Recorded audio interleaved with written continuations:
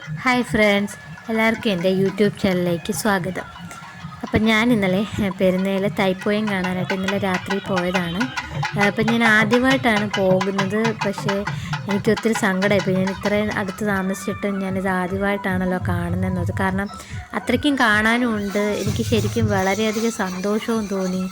ഇത്രയും കാണാനും ഇത്രയും സംഭവങ്ങളുണ്ടെന്നുള്ളത് ഞാൻ ഇപ്പോഴാണ് അറിയുന്നത്.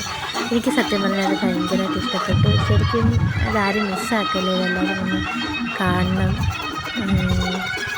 നമ്മുടെ പെരുന്നാമ്പലത്തിലെ തൈപ്പൂയത്തിൻ്റെ ഒത്തിരി കിഴക്ക് ഭാഗത്തെ ആൾക്കാർ കൊണ്ടുവന്നതാണെന്നാണ് പറഞ്ഞിരിക്കുന്നത്.